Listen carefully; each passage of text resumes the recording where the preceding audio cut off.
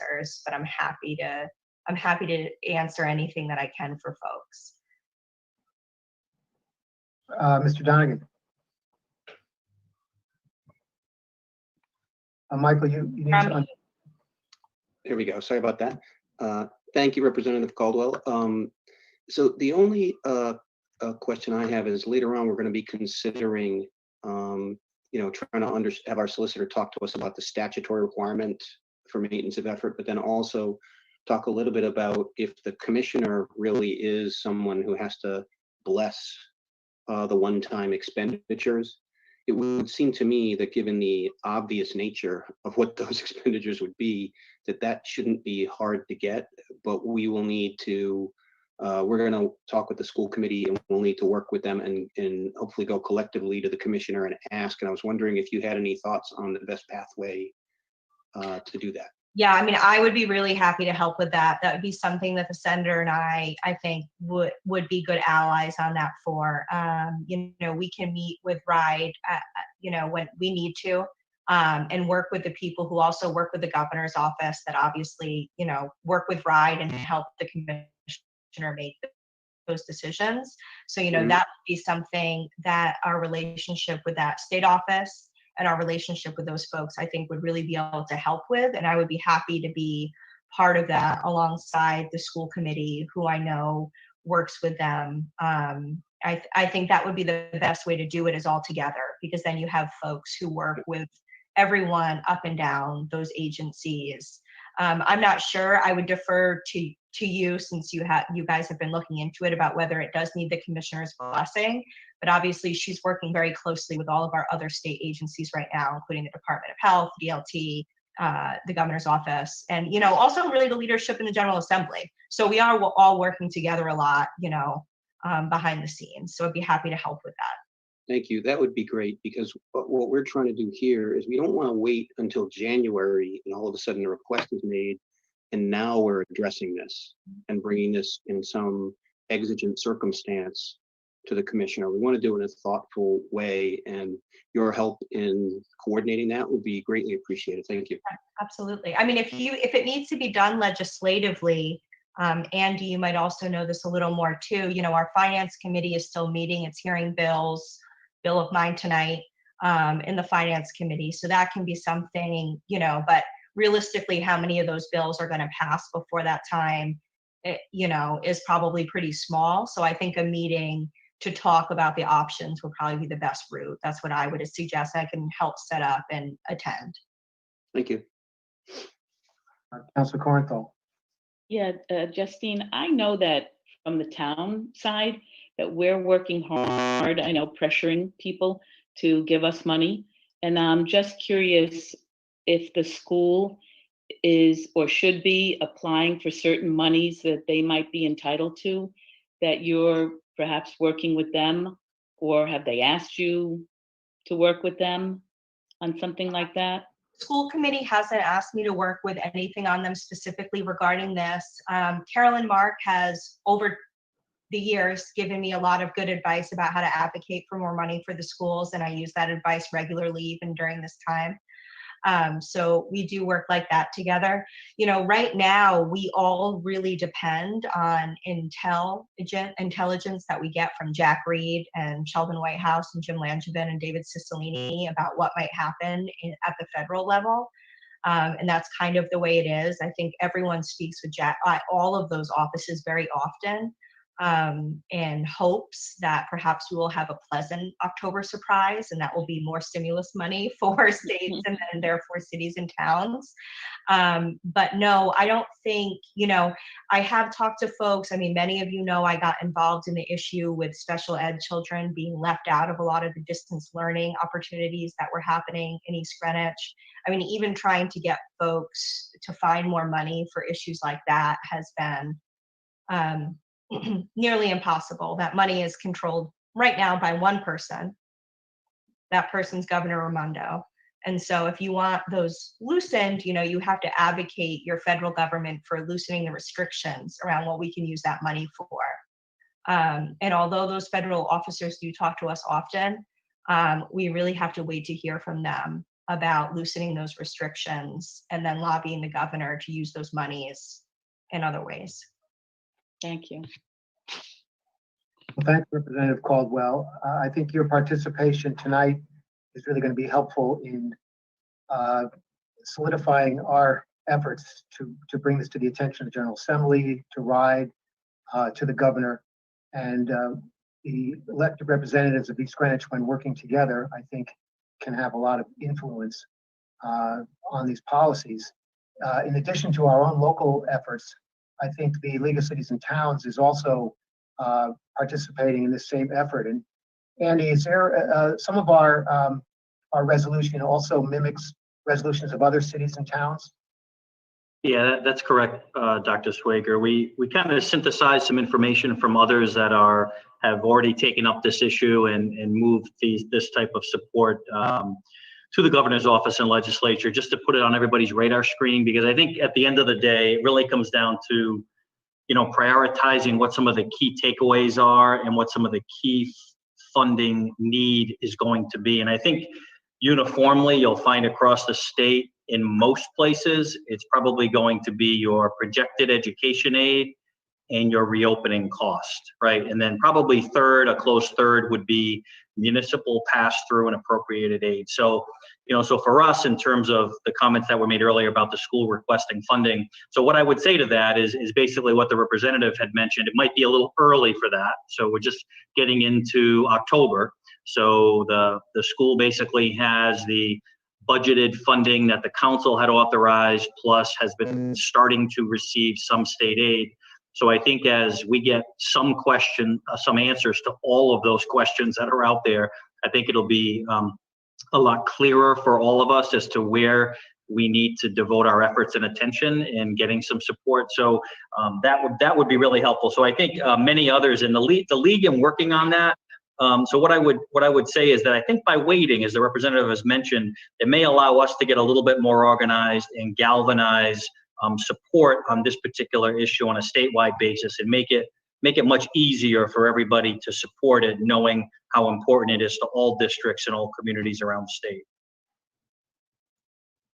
Very good. So this will be good for us to have in place. So as Councilor Donegan had mentioned, if and when we get that request from the school committee, we will have a good response for our school committee.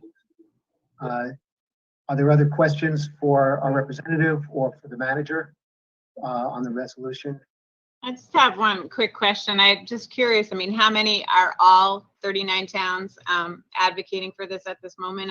I see a lot of resolutions pass by, and I'm curious if we, if it's an overwhelming and is the governor receptive to any of this?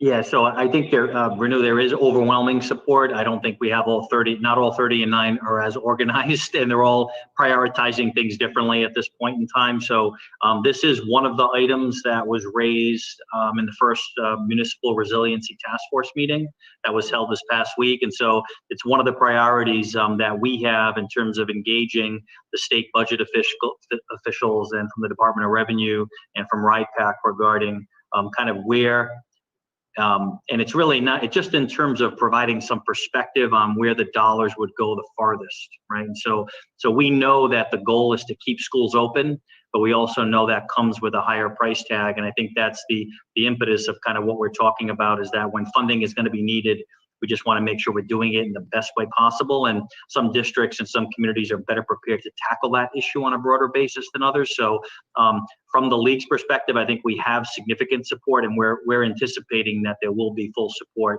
The aid, which at times gets taken for granted, is just so critical, where I think we understand that in East Greenwich, if we have to incur some added COVID cost, we know there's going to be some of that, and we're going to try to prepare to do the best to handle it.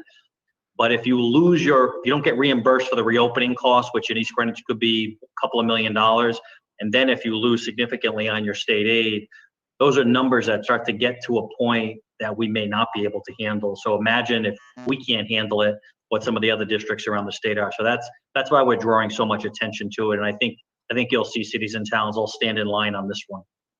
Yeah, I think that's a great point. When I go and talk to people, also they realize that the town really cannot afford also to give all this emergency money for the school and still help Main Street restaurants stay open, still start to provide the emergency services that we need for the town to survive a winter time of COVID. And so that is certainly on people's minds, and also the significant differences that our city and town suffers versus some of the other cities and towns in Rhode Island. I do find that people understand and appreciate that. We've gotten a couple of resolutions, not an overwhelming amount. Andy is right that people are focusing on a lot of different things, and some other cities and towns have challenges that fortunately for us exceed ours greatly at the moment. But that does not mean that we should not be ready to make sure that we can keep our businesses alive and afloat and our schools open here in EG. Well, thank you. I mean, I appreciate the thoughts of both the League of Cities and Towns, and obviously Representative Caldwell has done a lot on our behalf on this issue. I'd also like to point out to a lot of people that this burden has fallen largely on the town. So this is a huge expense for us, and it does affect how we fund other projects in the future. So thanks to obviously to Justine and to Andy on their work on this. Thank you. So if there's no other questions, this has been a good discussion. I think what I'd like to do is propose a motion to vote on this resolution supporting an emergency exemption for all Rhode Island municipalities in the computation of maintenance of effort requirements established by Rhode Island General Law 16-7. So moved. I have a motion from Councilor Donegan, seconded by Councilor Corenthal. I'll take a roll call. Councilor Zarella? Aye. Councilor Engelhardt? Aye. Councilor Corenthal? Councilor Donegan? Aye. Chair votes aye. Motion carries 5-0. I hope you can remain with us for a little while longer. Representative Caldwell, if you do have to leave, just give us a... Well, I'll leave the panel and I'll log back in unless you have something else, unless whatever is next I can contribute to. You may be able to. I'll just read the motion. Okay. Panels for now. You can always turn your screen off if you need to leave for any reason. So this is related to our resolution. It's a discussion regarding Rhode Island General Law 16-7 regarding community requirements for the adequate minimum budget provisions for the annual school district maintenance of effort requirements and the annual calculation of local contribution, and specifically the opportunity to reduce the total amount by all non-recurring expenditures in computing the maintenance of effort. This is a lot of language. We will simplify it. The deduction right now of the non-recurring expenditures shall be with the approval of the Education Commissioner. And so we asked our solicitor to basically look into this statute a little bit and explain a bit about the statute to us, how it impacts us, and what we've been able to do in the event that we're faced with this issue of a non-recurring expense which comes before us that we want to receive an exemption through the Commissioner of Education. So I'll ask our solicitor, Peter Squires, to comment. Sure. So the pertinent provision is in Title 16, Chapter 7, Section 23. And as you know, that section requires that the local contribution to schools for 1 year needs to be equal to or greater than the local contribution in the succeeding years. There are a couple exceptions to that. The one that you've highlighted, Mark, is the non-recurring expenditure exception. And essentially, if the approval of the Commissioner of Education, if he determines that a local district or a local community contributes to their school district for an expense that's non-recurring, that won't be part of the maintenance of effort going forward. There's certain type of expenditures by statute that are automatically considered non-recurring, but for COVID-related expenses, that would be something that would need the approval of the Education Commissioner. So that wouldn't require a statutory change, but if the Commissioner deemed that certain COVID-related expenses was a non-recurring expense, it wouldn't be part of the maintenance effort. there's also there could be a legislative exception to the maintenance of effort requirement. I'd note that within that statute, there in the 2010 and 2011 fiscal years, that was the market downturn, Great Recession, the start of that. There was a provision put in that for those fiscal years, the maintenance of effort was dropped down to 95% for the fiscal year 2009. So something like that could be done for the upcoming fiscal years, but that would require a legislative change. Those are really the two most pertinent provisions. There's also a provision that allows you to decrease your or calculate your maintenance of effort on a per pupil basis if there's a decrease in enrollment, but that doesn't really apply to the situation that we're facing here.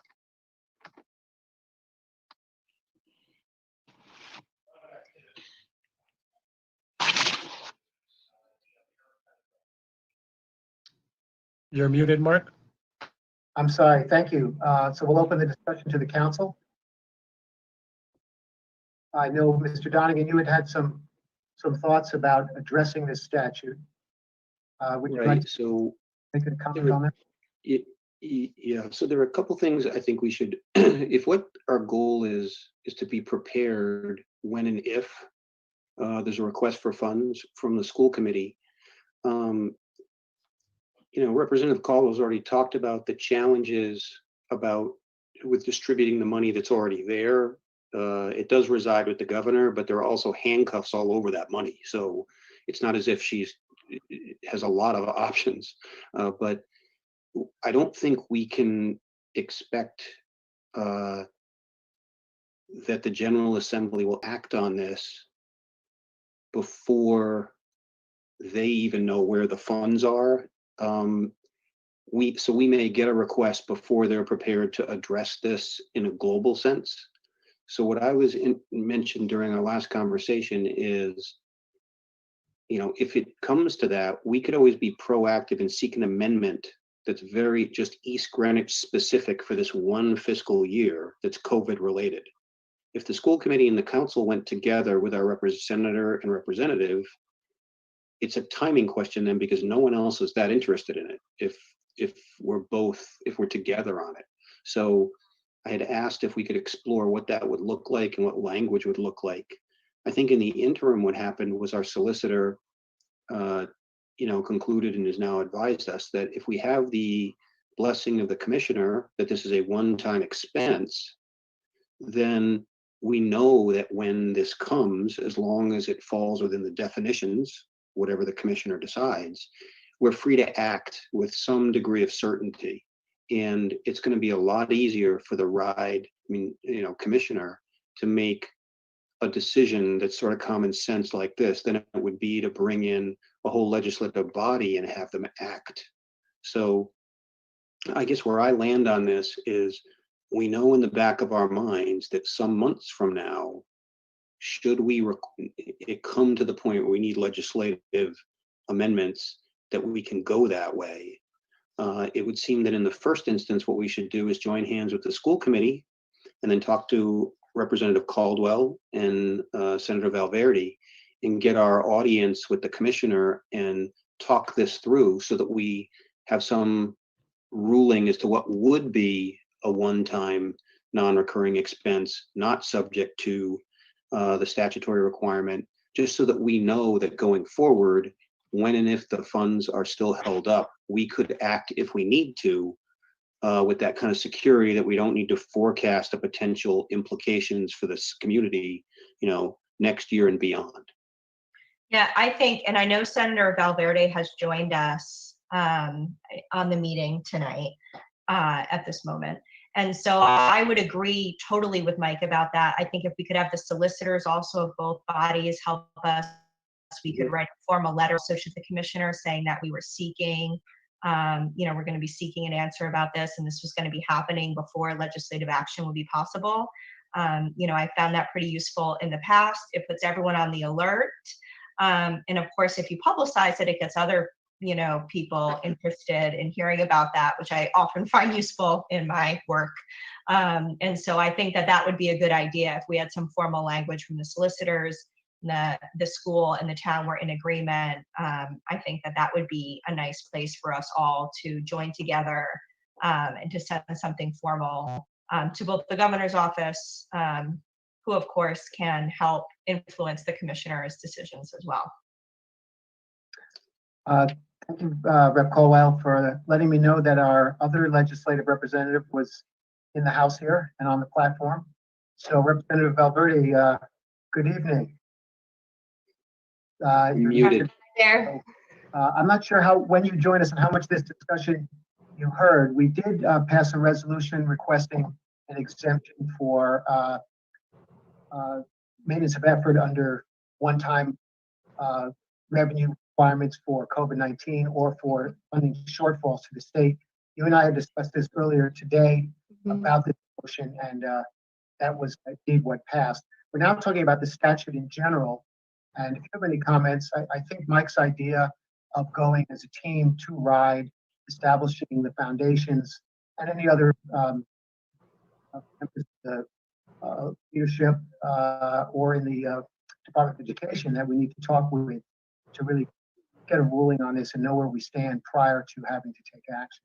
Yeah, absolutely. I agree with what Rep. Caldwell just said. I think it is best to start with RIDE before seeking any legislative action.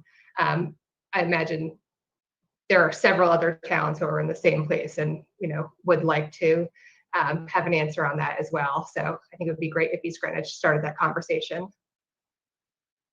And are you aware of any communications between RIDE and the League of Cities and Towns? Because as Senator Valverde said, there's probably a number of cities and towns that are thinking along the same lines as we are. Yeah, no, Dr. Swager, I haven't. We've been kind of initiating the narrative, I think, with RIDE and others. I mean, everyone, as you can imagine, is really so focused on so many issues right now. It's difficult to keep them all in the air at one time. But the narrative that the League has been putting together regarding legislative initiatives that are in the immediate future and in the long term include this conversation. So what I'm going to do this week, and I've got a meeting in anticipation of our next municipal task force meeting, which will be coming up in a couple of weeks, is I'll make sure I get word to them. And I'll also make sure that I get word to sometimes the deputy commissioner is on the statewide calls, and then periodically the commissioner is actually on municipal statewide calls as well. So I can plant that seed. I'm sure that they know that this is an ongoing, wouldn't be the first time they've heard it, I'm sure. But if we can start with the League to use their resources and their organization to get people aligned as to what some of the priorities are, I think that would be really helpful. So I'll make sure we get that done. As far as following up on this, I think, Andy, do you think that you can begin to put together a process where we could involve our legislators, our counselors, solicitor, to begin to plan an approach of who to contact, when to contact them? Yeah, I think that'll be critical, Mark, a critical piece as we move forward, because there's going to need to be communication coming from a lot of different angles on this issue. So I think our legislators are going to play a key part in that, as well as the council. So I'll work on putting a process together where we can get our information, kind of whether it's in a parallel course or in unison, to try to make the largest impression and impact on this issue going forward. But I think this is one of those issues where everyone needs to be on board, as we go forward. All hands on deck on this one, I think. Right. And Andy, to that end, could you comment on, just so Representative Caldwell and Senator Valverde know, that you had communicated this to the superintendent and that this is on their agenda tonight? We're trying to work this all together. Yes. They're talking about the very same things and an approach, because we want to work with them together on this. Yeah, absolutely, Mike. And I think, a lot of people don't realize, the superintendent and I, we communicated on a weekly basis. And I think we communicated on this issue just a few days ago. And it was important, I think, that the narrative, as you started off with, Mike, that people understand that it's not about not providing funding. It's about the best way to do it. And to really have the town and the school in many districts around the states standing hand in hand on this issue, I think will make for a significant presence of importance on this particular issue as we go forward. And just from the legislative side, in some ways, if you're a legislator, this is sort of a pressure release valve, because as the expenses mount, if your municipalities can't allocate the monies, should they be requested, and the only avenue, because of the impacts to their budgets going forward, because this is a cumulative effect, right, that we can't control, and we're going to face losses ourselves. So even the maximum tax raises wouldn't solve any of this. So if municipalities can't fund when requested because of this, the only pressure point is the General Assembly to release money. So we are actually an outlet, so that pressure isn't on you if there's a delay in releasing funds and catching up. Yeah, I am not technologically savvy enough to be in 2 Zooms at once. So I could not listen to the school committee's meeting tonight. I'm, as I told President Schwager, Senator Belverde, I have a very hard time learning any sort of new technology. So I look forward to talking with them about it too. And I think it is important. We were on an email with Andy and Superintendent Meyer, and we all, it's everybody's goal at the General Assembly to make sure that our town makes it through the winter without losing any businesses, and our kids can keep going to school. So I do think this is an instance where some normal tensions get allayed, and we are all rowing in the same boat together, which, during this chaotic time is a blessing for all of us and for our kids and our businesses. So I agree. I'm glad that you mentioned Mike and Andy and Justine. You mentioned that we are communicating with the schools. Andy with the superintendent. Andy also copied the school committee members, and they're aware of what we're discussing tonight, because I think whenever a school committee hears that a town council is messing around with maintenance effort, it gets their eyebrows raised, and it was very important to reassure them that we're working with them jointly. And this has been raised earlier, will hopefully make it easier for us to provide supplemental appropriation for them. So is there any other questions or comments at this point? I think we have a good plan. So Andy will probably expect to have this on the next agenda or shortly thereafter with your suggestions for how to proceed in this direction.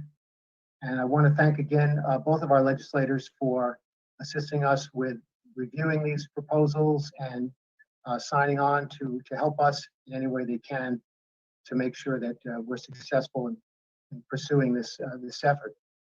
So thank you again for participating.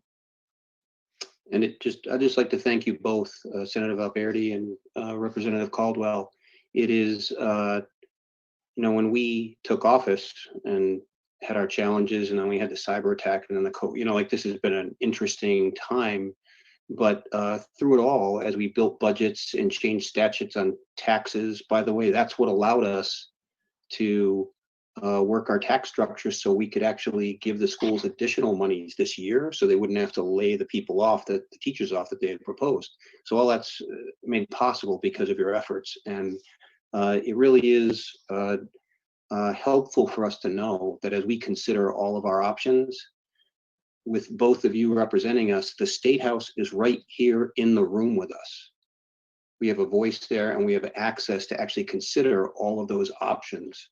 And so thank you for joining us in this, and we'll certainly be reaching out, as we discussed, to try to get in front of RIDE to talk through this issue with the school committee together. Thank you. Yes, I share my appreciation as well, both of you, for all you've done for us. Thank you. I appreciate you guys, reaching out to us and being so communicative about this. It really helps us to do our jobs for East Greenwich as well. Yeah, thank you. I'm sorry, Justine, did you have a No, just a thank you. I just unmuted. As a token of our appreciation, we'd like to invite you to remain with us for our meetings. The rest of our lives.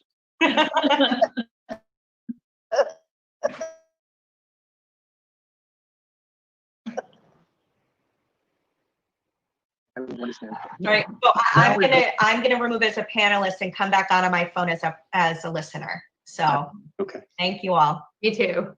Thanks. Take care, everyone. Now we are going to step back in time and go back to item 3. This is the consent calendar and communications. So these are agenda items of routine nature, which can be considered and voted on as a group unless members of the council would like to have any of these pulled off to discuss separately. So I'm going to just read through the consent calendar. We have reappointment Robert Saminsky to the Juvenile Hearing Board as an alternative member for 1-year term to expire August 26th. He was interviewed at the last council meeting. We have item 3B, minutes from the August 24th, 2020 regular meeting. We have item 3C. This is a standard sanitary sewer requirements. This is a report that is part of a town ordinance revision that we are going to be discussing tonight. It basically lays out all the sanitary sewer design and construction specifications and make sure that any construction in the town going forward will be performed consistent with those standards. It's laid out in detail in the 80-page attached report. We also have item 3D. This is the approval of engineering and architectural consultants. I'll just say a word about that. The state purchasing laws require that the town services for engineering and architectural firms be put out to qualification-based competitive bidding. And historically, the town has selected the consultants for each specific project. This has required a new bidding process for each project that we undertake. In an effort to expedite this process, the town put out a request for qualifications for varying engineering and architectural disciplines and has selected 3 qualified consultants per discipline. The selected firms will be considered qualified for a 3-year term, and as the need arises, the town will have the option to select one of the consultants for projects under $25,000. Projects over $25,000 will require further town council approval for the expenditure. The Director of Public Works, Mr. Duarte, recommends that the town council approve 13 engineering and architectural consultants as being the most qualified firms to perform engineering and architectural services in their specific disciplines. So we do have Mr. Duarte here. If people have additional questions about this approval of architectural and engineering consultants. We also have item 3E. This is a recommendation from the tax assessor for abatements to the 2020 motor vehicle tax roll in the amount of $1,160.41. Abatements to the 2020 real estate tax roll to the amount of $568, and abatements to the 2020 personal property tax roll in the amount of $213.29. So I will look to the council to see if anyone would like to discuss. I'll make a motion to approve the consent calendar. We have a motion. Second. You're seconding. We have a motion and a second. We'll take a roll. Councilor Engelhardt, Aye. Councilor Corinthal, Aye. Councilor Donegan, Aye. Councilor Zarella. Aye. Chair votes aye. The motion carries 5-0. This brings us to item 4, which is the town manager's report. Mr. Nada.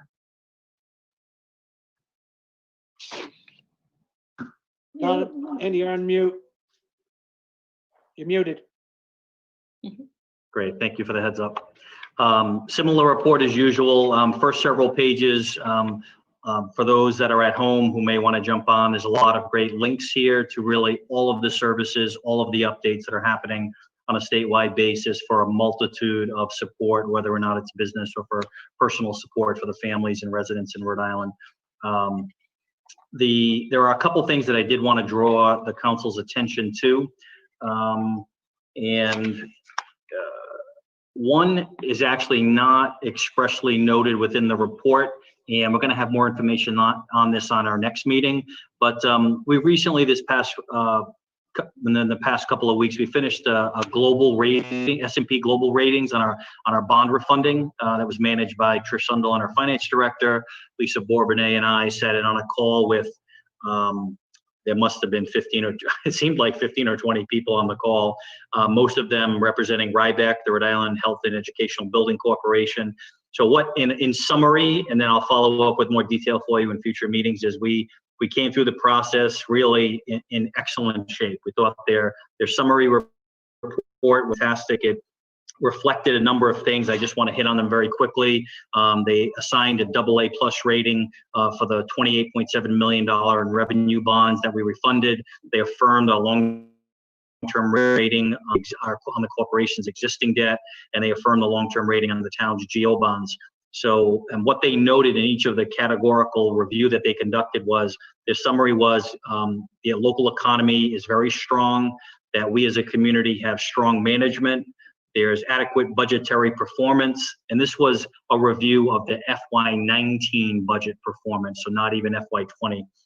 So there was a slight erosion in terms of reserve use and others that did affect that review. Strong budgetary flexibility, very strong liquidity, strong debt and contingent liability profile, and a very strong institutional framework score that they utilize in performing the assessment. They also have another section. So the overall outlook for us is a stable outlook, which is good. They have two scenarios. They run a downside and an upside scenario. The downside scenario is if budgetary performance deteriorates, leading to a reduction in reserves with no plan to rebuild, the rating in the future could be reduced or lowered. The upside scenario, which is a little more realistic, is that the rating potential, upward rating potential, although being somewhat limited for a period of time until we make our way out of this recession, could raise the rating if recessionary pressures subside, the town consistently and materially improves its reserves. So that's one of the reasons why we focus so much on the strength in our reserves. But while also reducing retirement liabilities, the two main retirement liabilities being our pension liability and our OPEB liability. So although they're in good shape at this point, once we're stabilized and the economy strengthens, we're going to need at some point to start to reinvest in those two liabilities on an annual basis so we can improve that status. So we're very excited in the overall report. And once I get that out to the council and you can read a little bit more detail, I think you'll be pleased with overall with what they had to say. Two other quick notes, and they're regarding two different grants, one that we've received and one that we've applied for. The first I wanted to note is the work of Lee Carney. Lee, in working with our Board of Canvassers and others, applied for a Center for Tech and Civic Life grant that was on pot of about $250 million. We received just under $5,700. Lee put the application together. It's going to be able to provide much needed funding support for a lot of the additional costs and mandates that are coming from our Board of Elections in the state regarding, again, trying to improve the overall process for elections, but that comes with a cost. And of course, the state of Rhode Island is not in a position to fund those at this point. So through Lee's efforts, we were able to secure about $5,700, which will go a long way to addressing the costs that we're going to incur. Thank you, Lee. The other item, which I want to talk about for one moment, and then I'll wrap up, is I think everyone's aware that the state of Rhode Island, through the governor's office, created a $1 million fund through the CARES Act funding to support the Take It Outside initiative. So needless to say, we received notice on that midweek, and by the beginning of the next week, the grant was due. It was somewhat involved. We had 3 or 4 different departments involved, as well as coordinating hand in hand with Steve Lombardi at the chamber, as well as Amy Moore representing the chamber. We made a decision, instead of having competing applications before Commerce RI for the town, to have a joint application. What we ended up doing, and I provided as backup if anyone wants to do a deep dive and take a look at what the focus of the grant application was. The maximum grant award is $150,000 for any community. So $1 million. They had 80 applications, 80. So from towns, chambers, agencies, and others. Governor has also noted that based on the demand and the review from Commerce RI that started yesterday, we haven't gotten word, but I expect to get word this week on the grant.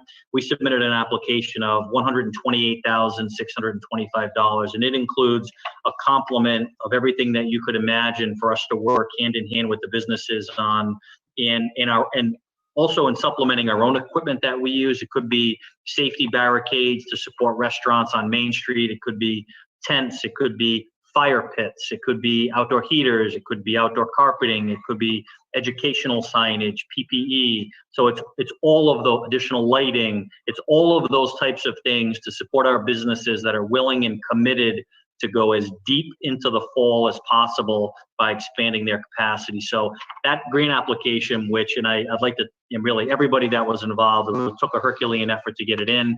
I think overall it's a good application. I think it'll get due consideration before Commerce RI, and it could really help us tremendously with much needed funding support that we don't have available at this point in time. Plus the other piece to that is also staffing.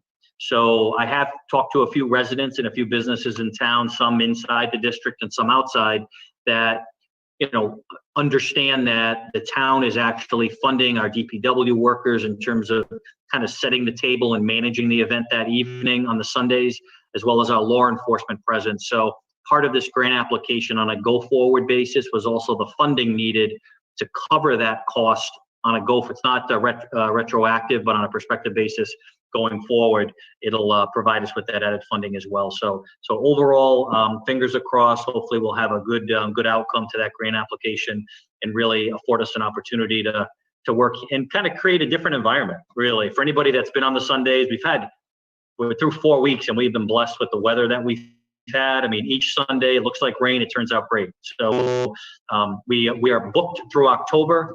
The Department of Transportation, our communications and our overall traffic management in town has been excellent. And because of that, they approved the next 4 weeks. So we're good through the entire month of October. And then we're going to reconvene with them when we get towards November to see exactly what the next step might be. So those are the two highlights that I wanted to talk about tonight. There's a lot of other information that's there. There's some backup, some good information regarding the first municipal task force meeting. There's a nice presentation from the League of Cities and Towns and also from the state administration, from Department of Revenue and Municipal Finance regarding some of the priorities. And I think a better glimpse and a deep dive to kind of reset the numbers as to where we stand. So I think both of those PowerPoints that I included, which are also included as part of the packet, have a lot of good information. And of course, as we move forward and get into some specific conversations on and drilling into some details, I'll be following up with the council in future meetings. So happy to answer any questions that anybody has. And if not, I'll be sure to follow up with more information in the coming weeks. I just wanted to say that I think if anybody has an opportunity to read the town manager's report, it's actually fairly detailed. It has a lot of great information, especially regarding some of the resources that are available for individuals, particularly in mental health, or whether, housing and stuff like that, violent support, which are a big problem right now. And the town is getting a lot of calls regarding those things. So I would encourage everybody to read this report. Thank you. Other questions for the manager? I just wanted to reiterate what Mr. Nada had said about the staff support to get this grant out. It was produced in very short order, comprehensive grant for funding from the governor's office for our Take Outside efforts. Thanks to all our staff and to our manager. Congratulations again to Town Clerk Lee Carney for securing that grant funding. That's great work, Lee. Hey, Lee. We're now going to item 5 on our agenda, and this is a public hearing.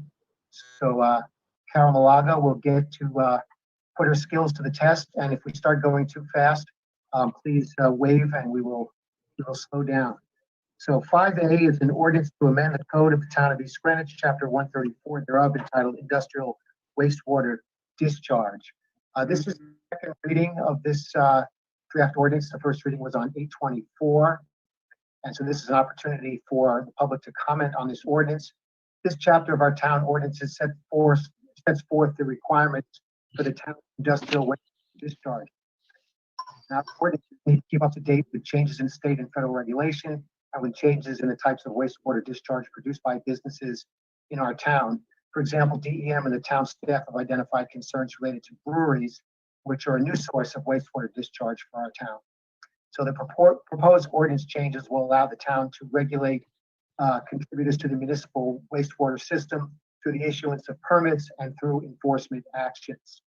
The entire ordinance is, I think, about 40 pages long and is included in your packet. We do have our Director of Public Works, Mr. Joseph Duarte, available for questions.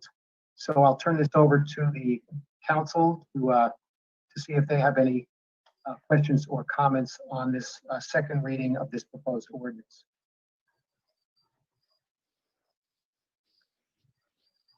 If there are no questions or comments, we will ask for public comment. This is a public hearing, and the public is invited to ask any questions they may have related to this ordinance of industrial wastewater discharges. So any of the attendees, please raise your hand if you'd like to participate.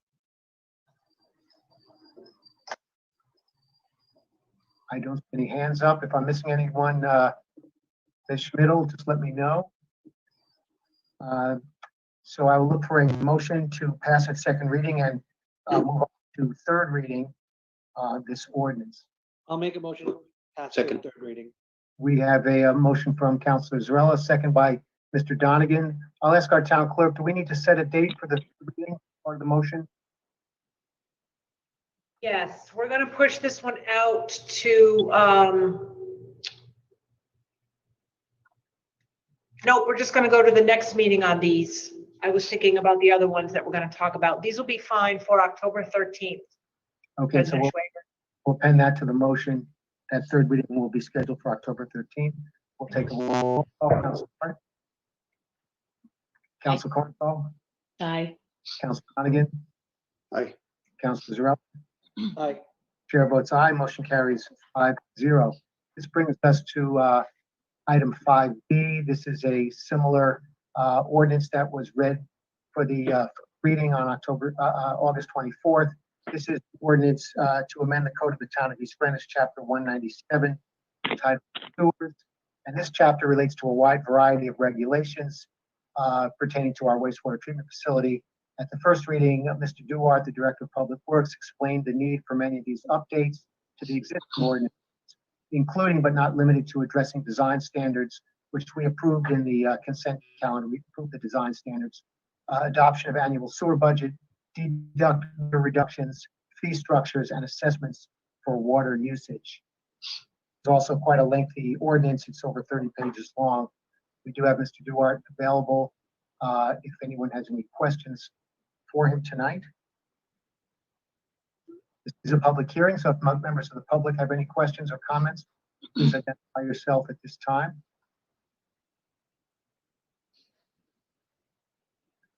I don't see any hands raised, so I'll ask for a motion to pass this ordinance. Make a motion to pass the ordinance. Second. We have a motion by Councilor Zarella, seconded by Mr. Donegan, and we'll also put this on for third reading at the next town council meeting. So we'll take the roll. Councilor Engelhardt? Aye. Councilor Corenthal? Aye. Councilor Donegan? Aye. Councilor Zarella? Aye. Chair votes aye. The motion carries 5-0.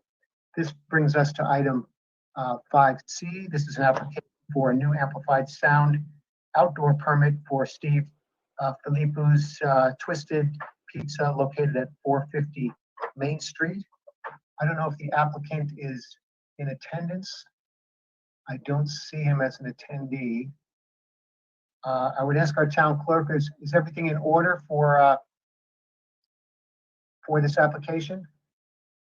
Yeah, the application is in order. The fee has been paid. Taxes are current. So it's really just up to the council on how you want to proceed with this. Yes, Mr. Nada, can you just make a brief comment on the type of permit this is? This is allowed on Main Street because the Main Street zoning does allow this type of outdoor entertainment at this time? Sure, Doctor. So this is under section 152-4 under the maximum prohibited noise level. And as you scroll through zoning districts, you get to the CD zone. So basically what would apply to this particular business for an outdoor sound amplification license, it would include, so from 10 p.m. to 7 a.m., it would be regulated to a maximum dBA level of 65 decibel level. And then what would normally apply would be from the period of 7 a.m. to 10 p.m. when the restaurant's operating. That would be a maximum of 70 dBA. So I did communicate with the owner recently and ensuring that they were compliant. We're coordinating with the owner and the different types of outdoor entertainment that they have to work with our police department to ensure that the decibel levels are in accordance with this particular section of the ordinance. So we feel comfortable that we do have that relationship with the owner and that they'll be working hand in hand just to ensure that they're compliant in their activities. Thank you. Are there any questions from the council? Andy, quick question. Nobody's complained about the music being played now, have they? They have not. No, Okay. They have not. I'm just curious. I have a question. It does say something about we give them a 10 dBA or 10 dBc leeway on the permit, is on the application. Section D, the sound level emanating from the sound amplifying equipment shall not exceed 10 dBA or 10 dBc above the maximum permitted. Are we still doing? No, yeah, so this particular application is applicable in all zones. So it would also be, instead of having a separate one for this CD zone, this is also applicable in the waterfront zone where the DBC had been applicable. So that is actually a holdover on the application. So the DBC needs to come off of the application because other than the fact that in section B, well, actually, I'm sorry, the waterfront still has the DBC, has the DBA. So in this particular case, Renew, only the DBA would be applicable. So the DBC is not applicable on Main Street. Right, and this is for just on the weekend or for every, when is this? I guess I'm sorry. Yeah, no, it's daily. So it's not just for entertainment, right? It's for business noise, right? So noise emanating from a business.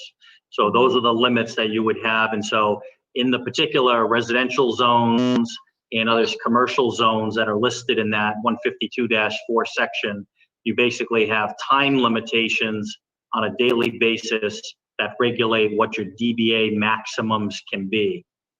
It's section B of that ordinance, sections 1 and 2, that apply to the waterfront district, which is the conversation we had previously had, and that's specific to whether or not it's in season, Labor Day to the end of September, or the off season as to what those DBA and DBC limits would be. So it really depends on the individual application. And this particular license holder on Main Street in that business, they have the ability, and this is a license for outdoor sound amplification. So they are locked into that first section A of the 152-4 and that 65 and 70 dBA limit.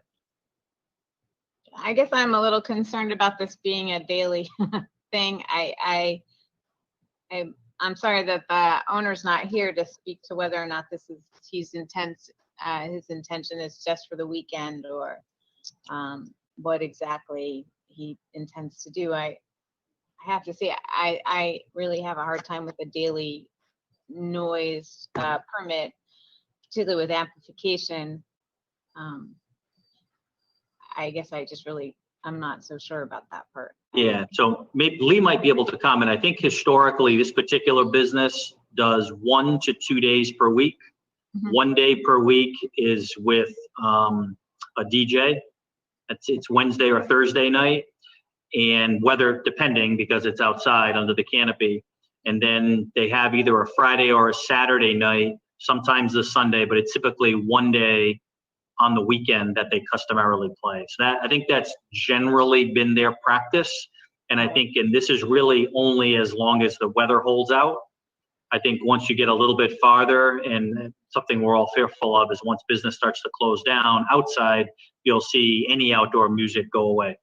And I would also say they don't stay open late. They're pretty much done by 9:30, 10 o'clock. So it's not one of those ones where we're going to be playing to wee hours in the morning. Is that a fair? I think it is. It's a fear. Just, I wasn't sure if it was a daily, I don't know I didn't know if it was a daily situation. And I also definitely don't like the idea that it would go, it says the legal closing hour of the establishment, and I'm not necessarily sure what time they close, so. Go on. Be an expert on restaurants in East Greenwich. I know when they close normally around 10. I will, that's why I asked Andy the question, because they've been doing this for a while and we have never had any complaints. Is that correct, Andy? No, not that I'm aware of. Councilor Carnthal, did you have a comment?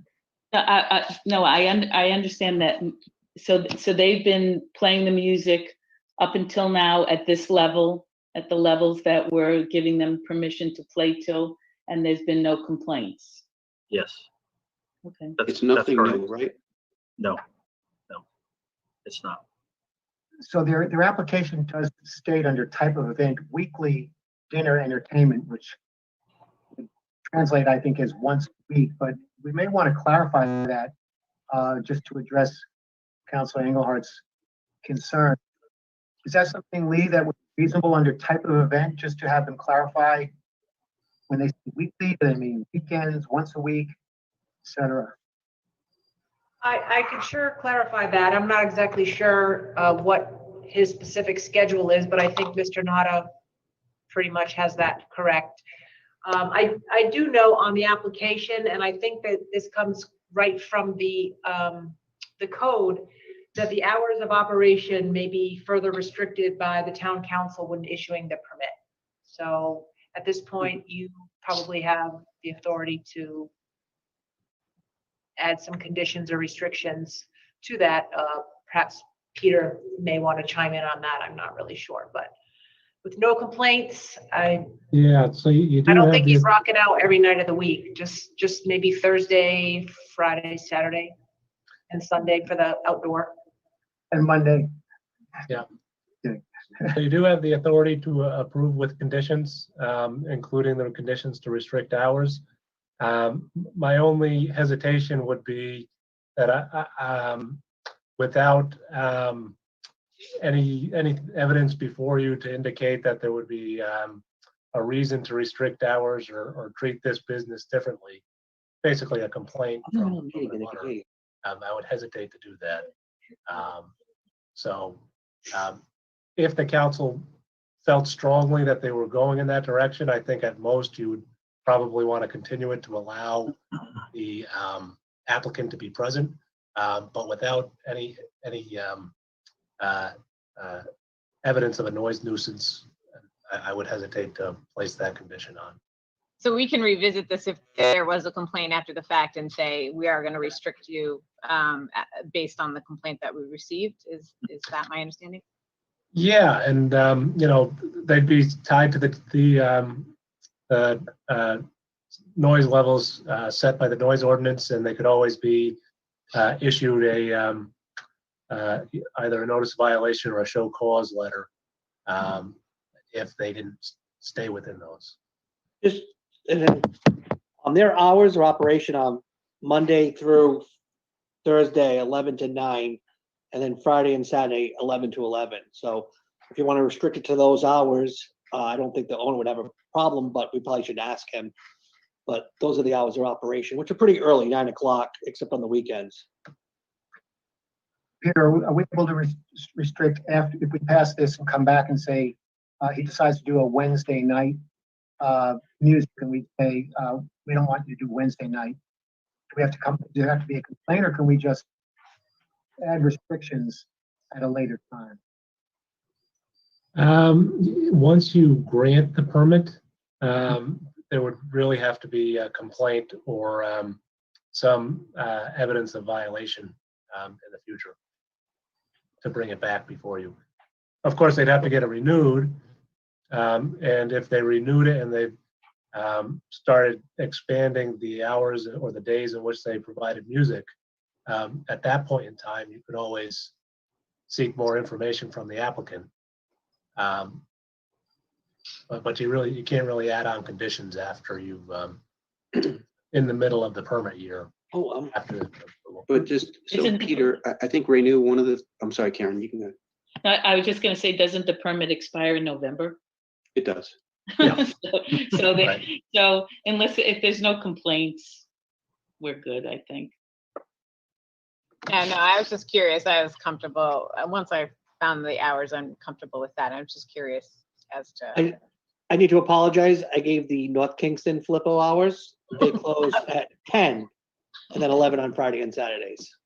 Oh no, Okay. that changes everything now. I'm just kidding. I just want to be clear. So unless we want the applicant come before us, we can make a motion to pass this. It's at the council's discretion. I'm gonna move to approve the application. I'll second it. We have a motion from Council Donegan, a second from Council Zarella. We'll take the roll. Council Engelhardt, Aye. Council Cornthal, Aye. Council Zarella, Aye. Donegan. Aye. Chair votes aye, motion carries 5-0. That takes us through our public hearing and it moves us on to item 6. We've already covered some of them. We'll look through items A through D. Our appointment based on the last meeting interviews. We have 6A, appointment to the Affordable Housing Commission for a 1-year term to expire September 29th, 2021. We interviewed 2 weeks ago Allison Tovar. Would anyone like to make a motion to? Can I just ask a question first? Yes. Andy, are we allowed to do these all at once? Just appointing people? You can do that. Yeah, If you wanted to, you can don't mind it. If you want to. I would suggest that we do it all at once. Okay, let's see if we Okay. can. Make a motion, Mike. We have 4 people. The only question I had for Clerk Lee Carney, we had also someone else for the juvenile, Mr. Scott, the Juvenile Hearing Board. There were no vacancies on that one yet. I see, so he does not have a spot. So I suggest with Councilor Zarella, I ask for a motion for the appointment to the Affordable Housing Commission for Alice Tovar, appointment to the Planning Board of an alternate member to vacancy 2 years to expire May 2nd, 2022 by Matt Yoder, appointment to the Cove Commission of a regular member to fill a vacancy in a remainder of a 3-year term to expire July 1st, 2023, and appointment to the Historic Cemetery Advisory Commission to fill a vacancy and remainder of a 3-year term that expires November 30th, 2020 by Monahan. So I'll ask for a motion. I'll make that motion. To approve Council, all of them. Second. it's like Council Cornthal made the second. We'll call the roll. Council Engelhardt, Aye. Council Cornthal, Aye. Council Donegan, Aye. Council Zeller. Aye. Chair votes aye, motion carries 5-0. Can I just say one thing about that? Yes, We are really lucky in town that we have absolutely outstanding people that have stepped up to serve on all these boards and commissions. And I have to say, thank you, Mark. We really enjoyed, I think, meeting them, talking with them, and really, they're really outstanding group. So, yeah, no, I've been very lucky and keep beating the bushes. We always are looking for more volunteers. yes. So this brings us to item 6F and 6G. These are related items. Back in July of this year, we adopted amendments to 2 town ordinances to assist Main Street business operations during restrictions imposed by coronavirus. The ordinance is related to the serving of alcoholic beverages, off-street parking, and provisions of historic district zoning. Both these ordinances are set to expire on November 30th, and we're now putting them back on the agenda to extend their effective date from November 30th to May 31st, 2021. The ordinance amendments have been successful, allowing our businesses to expand onto the sidewalks and making the outdoor dining and vending successful. We want our merchants to know that the ordinance will remain in effect at least through the end of May, so that any investments that they make or want to make will be guaranteed that they can use them. So this is the first of 3 public readings for these ordinances. What I would like to do is just enter the ordinance and move it on to second reading. We ordinarily do not have public comment at first reading, so I'll ask for a motion to read into the record and to vote on to move to second reading, an ordinance to amend the code of the town of East Greenwich, chapter 260, entitled Zoning, to extend the effective date of the prior amendments in Ordinance 896 from November 30th to May 31st, 2021. So moved. Second. Motion by Councilor Donegan, seconded by Councilor Zarella. Any other discussion? Oh, Councilor Carney. Yes. Well, that would be something, wouldn't it? That date, just for the record, that date is going to be November 9th. And the reason is because one of these, this one we're on right now, is a zoning ordinance, and those take 3 readings. So we have to bump it out an extra week. So we'll see this again. I'll advertise both of them accordingly, and we'll see this again for public hearing on November 9th. I'll just incorporate that into the motion. Second reading of this ordinance. Okay, so Thank you for the promotion. yes, you are the sixth counselor. It might be a demotion. Councilor Engelhardt, Aye. Councilor Carney, Aye. Councilor Donegan. Aye. Councilor Zarella. Aye. Councilor Carney. Chair votes aye, carries 5-0. This will move on to the next ordinance, in ordinance to amend the Code of Greenwich, Chapter 15, entitled Alcoholic Beverages, to extend the effective date of the prior amendment in Ordinance 895 from November 30th, 2020 to May 31st, 2021. Is there any discussion on this? If not, I'll make a motion to for this at first reading, move it on to second reading on November 9th. So move. Councilor Zarella, seconded by Councilor Carnthal. We'll take the roll.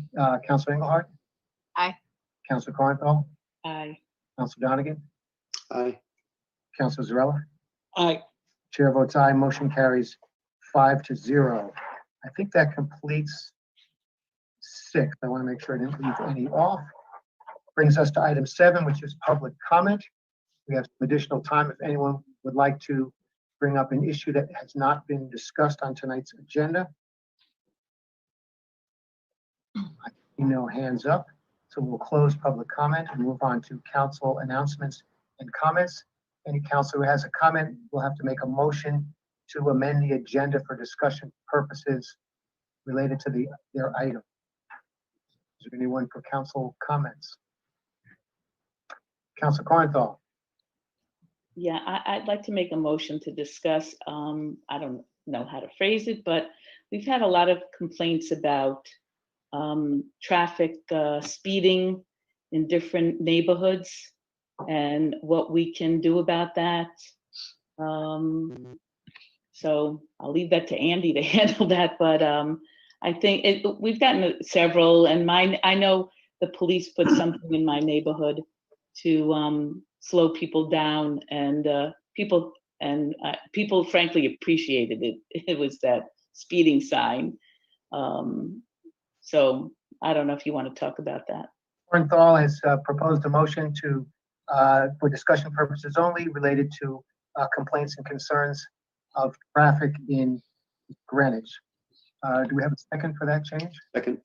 Councilor Donegan makes a second. Councilor Engelhardt will take the roll. Councilor Carnthal. Aye. Councilor Donegan. Aye. Councilor Zarella. Chair votes aye. The motion carries 5-0 and is on the table for discussion. So why don't we boot this right up the chain here to the man in the big chair. The man, the myth, the legend. Okay, so we have had a number, Karen, a number of concerns, I think mainly emanating around the timing of students coming to and back and forth from school. So most recently, and we do have them pop up in different places in town, but I would say most recently this past week, there's been a concentration on Middle Road. That's really been a major focus of a number of concerns that have come forward.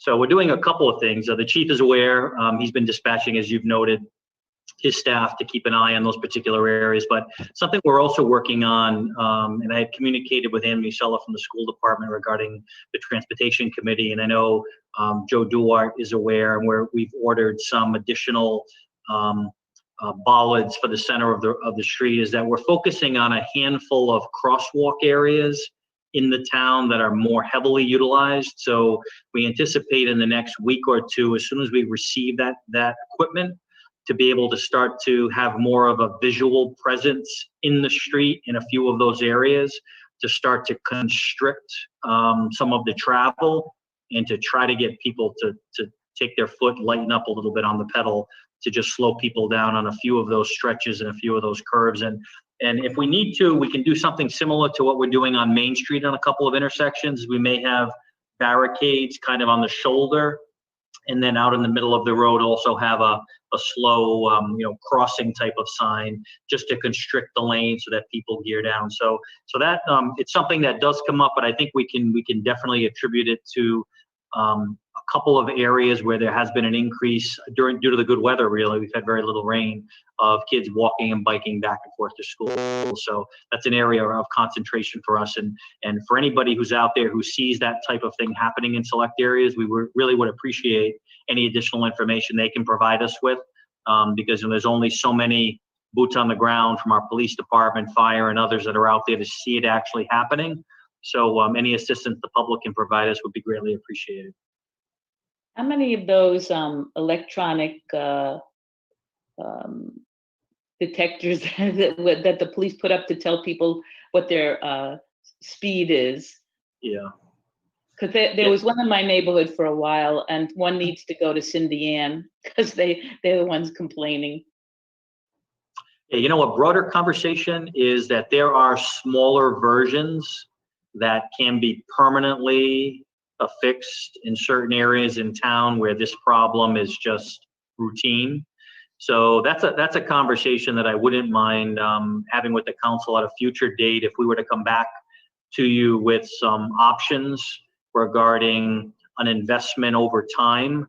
That I think if most of us, when you see how fast you're driving, you typically immediately gear down your speed. But the larger trailerable ones are really cost prohibitive, but we do need to have a few of them. But there are many smaller ones. The technology is pretty good at this point, where I think we may want to consider starting to add some individual signs in various parts of town. So if the council's willing to have that conversation, I'll work with the chief and we can come back and make a proposal to you to start that process. Can I just add, I think one of the issues that is come up is also the people are cutting through. I know people cut through from where Bostitch and Torrey Plastics are out Zanani, and they'll go up, I think Frenchtown or Middle, and then they'll cut up on Shippeytown to Division, and then either get onto the highway. And they do speed up that road. I think that's a big problem, especially trying to get around the traffic on Division where the DOT is working on the bridge. So, I mean, I think those are other issues as well to that point. And definitely there's a lot of speeding over on Middle to like Correspondence and stuff. So. Yes. Good. I know, Andy, that there's a number of topics related to the police department that you want to bring to the council. Maybe the issue of traffic control could be one of those when we have an up police department. I've also, over the years, we get complaints, they wax and wane. I've noticed over the past month or two, I've been getting increasing complaints from a variety of areas in town. So any additional information that you have when we discuss these? Right. A lot of people are home now. More people are home. More people are home on the weekends. I know my neighborhood, a lot of walkers, lots of kids on bicycles. And we have a listserv in my development, and we put out a few times, people need to slow down. Mm-hmm.